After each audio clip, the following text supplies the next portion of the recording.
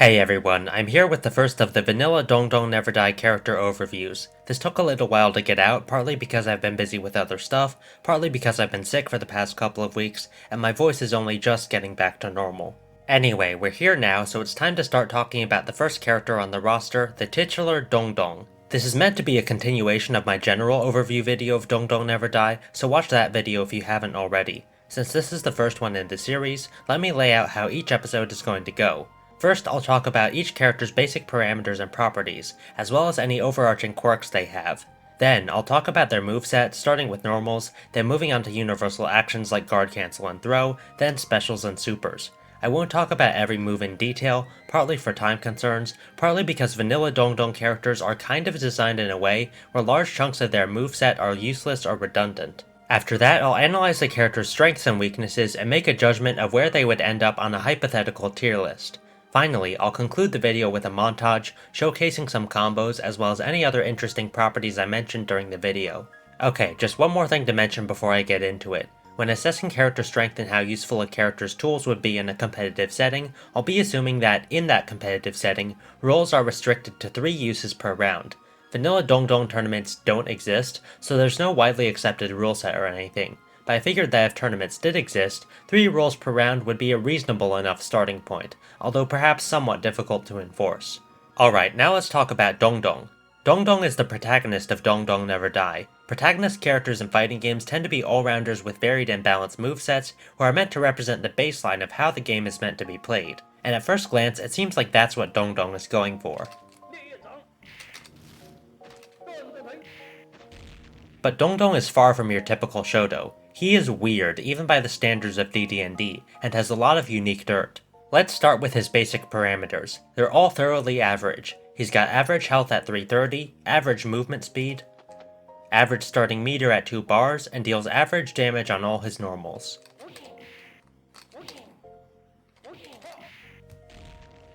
But Dong also has quite a lot of weird properties. First off, he's short. Like, really short. When he's crouching, he can go under a bunch of attacks that other characters can't, including many projectiles. His crouching hurtbox is actually shorter than Mario's, which I find pretty funny. Dong takes 2 less frames of block stun from light attacks than most characters, 32 compared to the typical 34. This makes it a bit easier for him to deal with block pressure. Dong is one of the few characters with a backdash that's invincible starting from frame 1.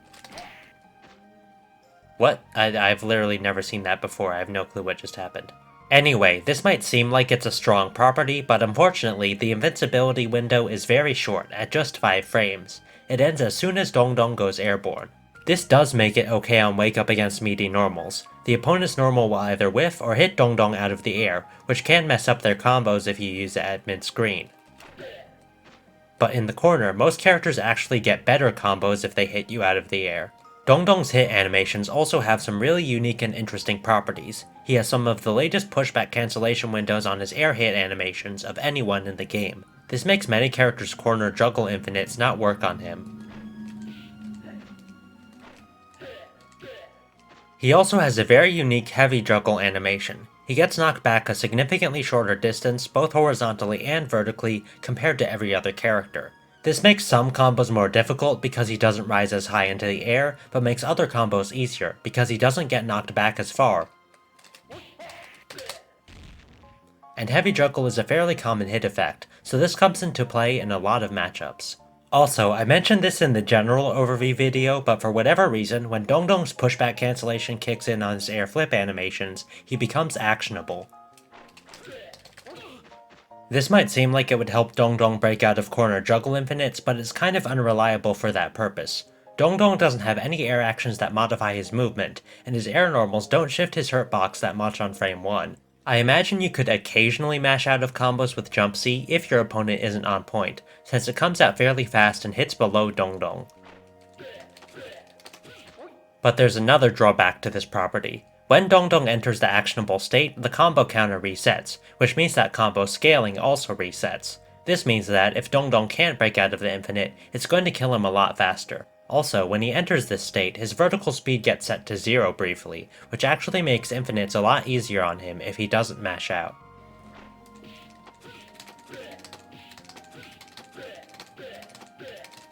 Okay, now let's talk about Dongdong's moveset, starting with his normals.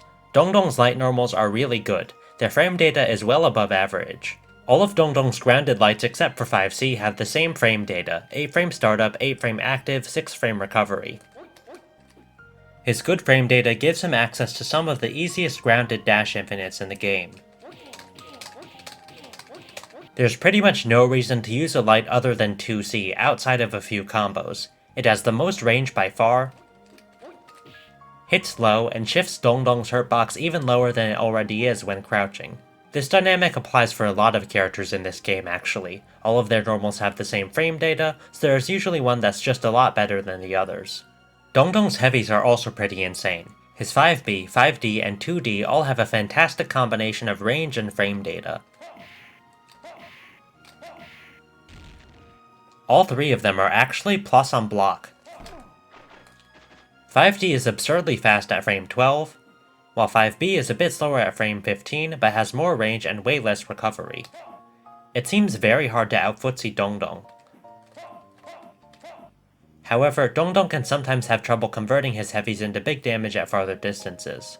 His 2B is a really good anti-air. It's almost comically disjointed and comes out quite fast. It starts hitting above his head on frame 14. It's actually a much better anti-air than his DP. It comes out faster with a better hitbox, is less punishable, and has better conversions due to being earlier in the cancel hierarchy.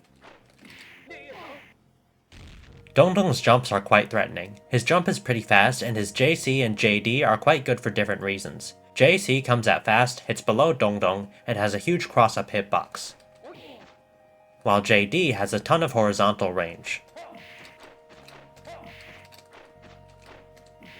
Between these two normals, Dongdong seems very hard to anti-air, and he gets big conversions if any of his jump-ins connect. Dongdong's guard cancel is pretty good. It's got faster than average startup and recovery, making it hard to block and rewarding if it lands. In the corner, it leads to a pretty easy juggle infinite on most characters. At mid-screen though, you get some pretty bad combos on a few characters and nothing on everyone else. Now let's talk about Dongdong's throws. His forward throw recovers fast. In the corner, he can sometimes combo off of it, but it's highly character dependent.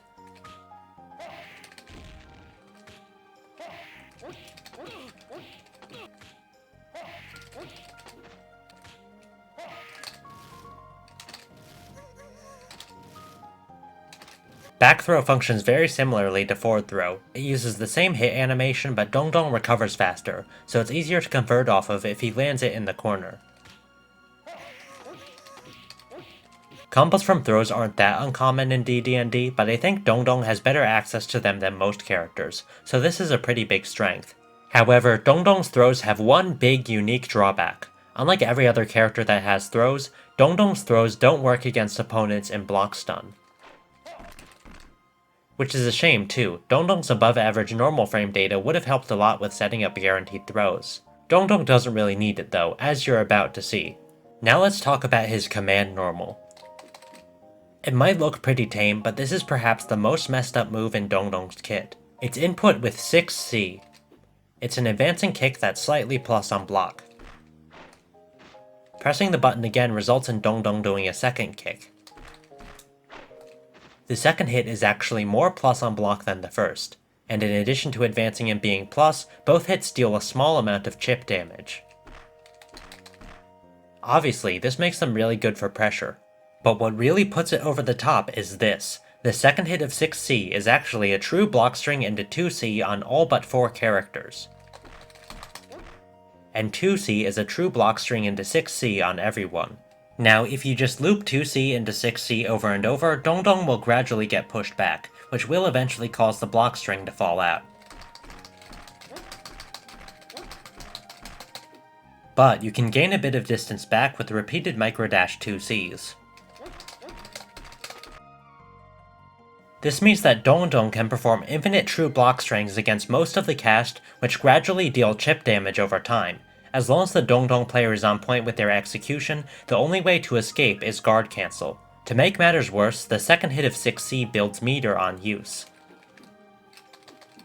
So the victim isn't really getting a meter advantage while Dongdong runs his block string.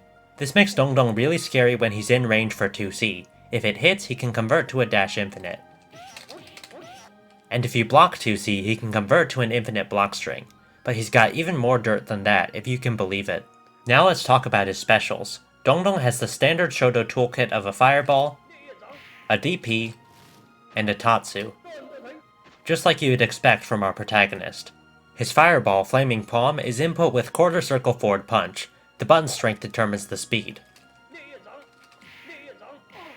It's functional as a zoning tool, but it's not very rewarding at all compared to what you're risking by throwing it out.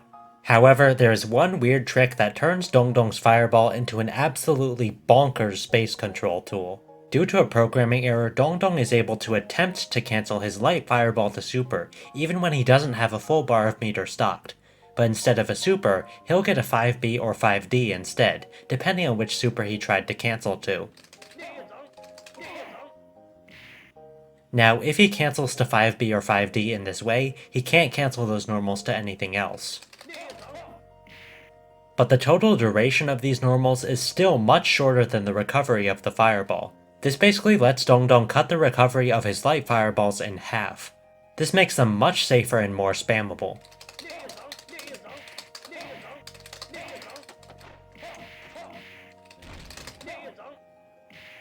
Honestly, it might be a pretty good strategy to just dump all your meter early, then zone the opponent out for the entire rest of the game.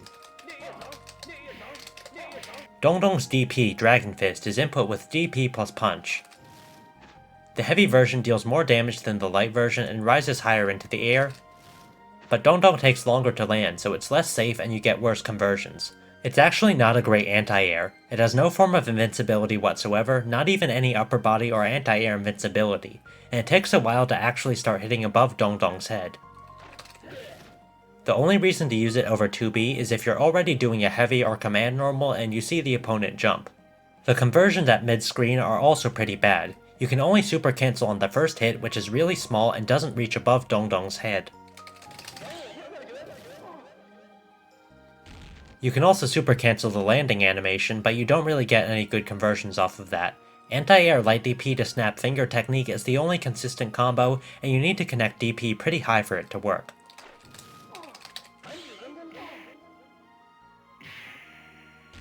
DP is actually a really good combo tool in the corner though. Light DP recovers fast enough to combo into itself against most characters, which means it can go infinite. Light DP even enables infinites on characters that jab infinites don't normally work on. Due to DP's short range though, it's a bit hard to find routes into it, but it does definitely play a role in Dongdong's corner infinite game. Spinning legs is Dongdong's Tatsu, input with quarter circle back kick. It's fairly useless. It barely does any damage and you can't super cancel out of the landing animation like you can with DP, so you basically get no conversions off of it.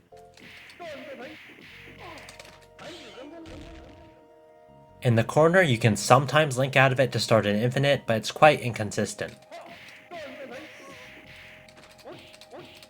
What really kills this move though is that it whiffs on crouch. This makes it hard to combo into and impossible to use in pressure. It does give Dongdong some decent corner carry and Oki if it hits, but that's not really what Dongdong's game plan is about, I don't think. Also, here's something that really bugs me. The heavy version and light version are nearly identical. They have almost the same frame data, with the only difference being that the active frames on each hit of the heavy version are 1 frame longer. And they deal the same amount of hits and damage.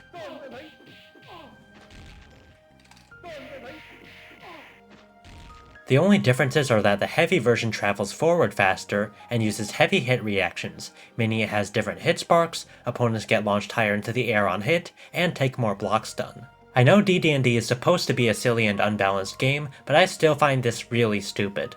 Not only does this mean the heavy version is just better in every conceivable scenario, better Oki, better conversions, more safe on block, more reach when used in combos, but the fact that the heavy and light versions use different hit sparks despite doing the same damage feels very nonsensical and unmotivated to me. A lot of special moves in DD&D are like this actually. The differences between the two versions are complete nonsense, and one version is just flat out better than the other. Dongdong has two more special moves, and they're both really bizarre. Both of them were added in 1.6. He didn't have them in 1.0. Quarter Circle 4D is a weird 3-hit combo, where Dongdong does a knee followed by an elbow, then a leaping dunk. It's not on the move list, so I don't know what it's actually called. I just refer to it as the 3-piece. This move is really weird. I mean, just look at the animation. I don't know where to start with it, so I suppose I'll just start naming all the strange properties it has in no particular order.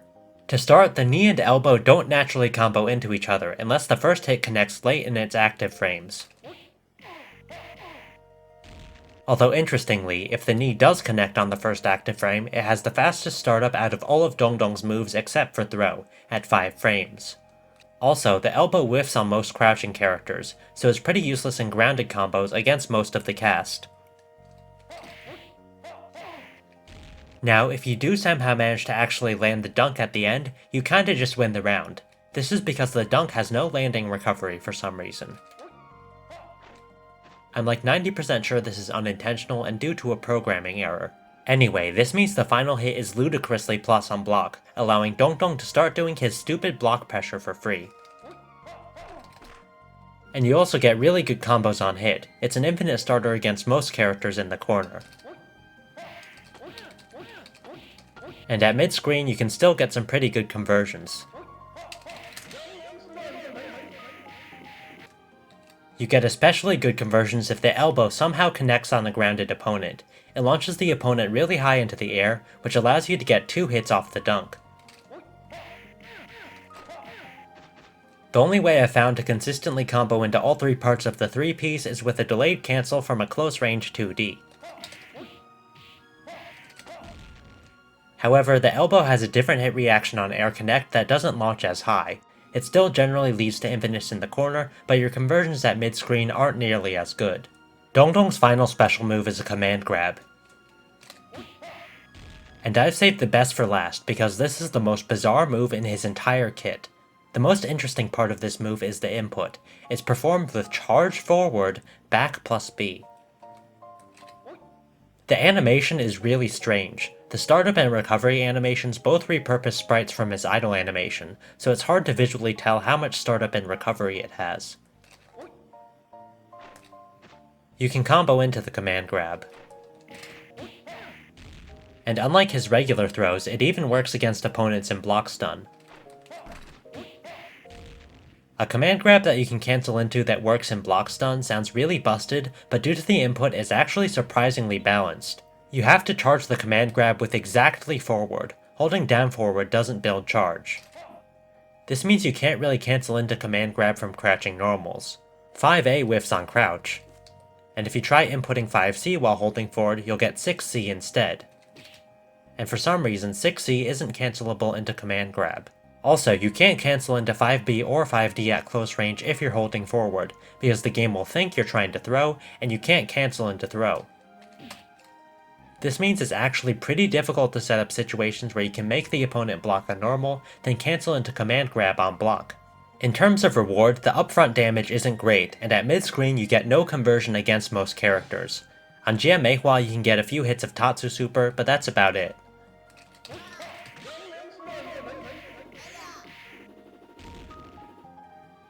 But in the corner, you usually get a juggle to a light normal or DP, which leads to an infinite.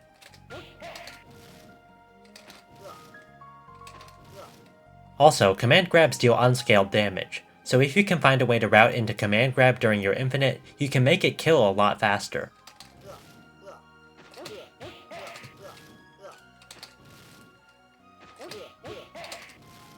Command grab has another really funny property. If you cancel into it, the cancel properties of whatever you cancel from will carry over to the command grab.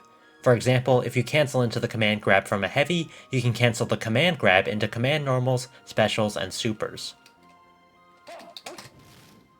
Several characters have moves with this property. I think the name the community has settled on for it is Static Beat. Anyway, the cancel window lasts for the entire animation. You can cancel the startup, active, and recovery frames. You can even cancel the command grab on hit, which allows you to get some pretty funky combos. However, if the command grab hits and you cancel it before Dongdong actually knocks the opponent away, this happens. This softlocks the game, forcing the round to end in a time over. I imagine that this would be banned in a tournament setting and result in a game loss for the Dongdong player. Alright, now let's talk about Dongdong supers. Quarter circle forward half circle back plus B is snap finger technique.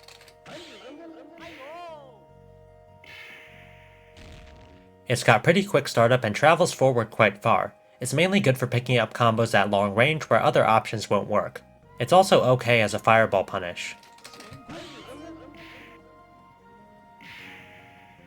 But you don't get any combos out of it ever, and it can be hard to justify spending a bar on something that just deals a big chunk of damage, given all the other things Dongdong can spend meter on. Speaking of better ways to spend meter, double quarter circle forward plus B is give my beautify back punch. Compared to snap finger technique, it has much slower startup, making it more difficult to find combos into it, but it's much more rewarding when it works. On hit, the opponent gets launched very high into the air, and Dongdong recovers fast enough to follow up. You get freeform combos off of it, including lots of infinite setups.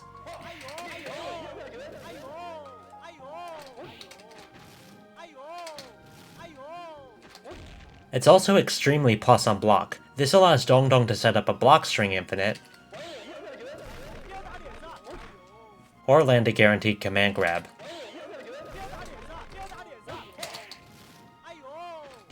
You can jail into Beautifly Punch from any heavy normal or fireball, so it's very easy to set up. It's very strong as a way to cap off a block string that's carried your opponent into the corner by converting to a command grab that leads to an infinite. Here's another fun thing you can do. During Super Freeze, both characters will be paused, but projectiles will keep moving. Projectiles can still hit during Super Freeze, and in fact, if a character isn't already blocking by the time Super Freeze starts up, they can't start blocking during the freeze. So if your opponent isn't ready, you can surprise them with a projectile cancelled to super, which they have to start blocking a lot earlier than they might expect.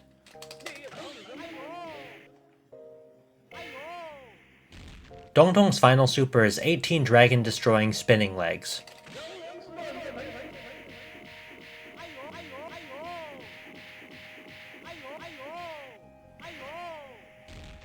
Yeah, the animation really is just that long. This super is really strong as well, and is for a pretty funny reason. I didn't mention this in the general overview video, but supers actually build meter on hit.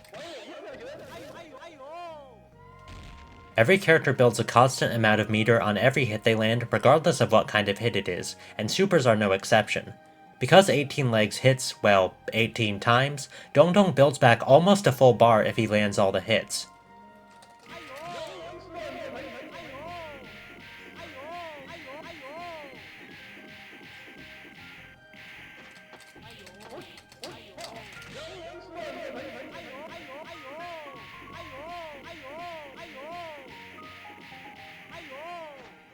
And as you can see, you can combo out of the wall bounce. And from there, if you can build back an entire bar, you can route back into 18 legs, which allows you to go infinite. The only issue is that actually landing 18 legs is a bit tricky. The range is pretty poor, so combo routes into it are kind of limited. Okay, that just about covers all of Dongdong's notable tools. Now let's jump to the tier list.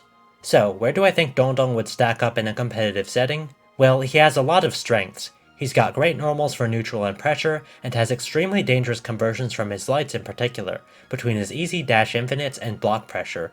In the hands of a skilled player, he should win the round every single time he lands a 2C. He also has a ton of very accessible corner infinites, and ways to set them up from a variety of screen positions and hits. I think spending a bar on Beautifly Punch to get plus frames and land a guaranteed command grab in the corner is especially powerful. Also, his defense is quite good. Many corner juggle infinites don't work on him, and he's a bit better at dealing with block pressure than most characters due to his lower block stun and above average guard cancel. If I had to pick out weaknesses, he sometimes has trouble converting to an infinite from his longer range hits, and his damage off of quote-unquote fair combos is pretty mediocre.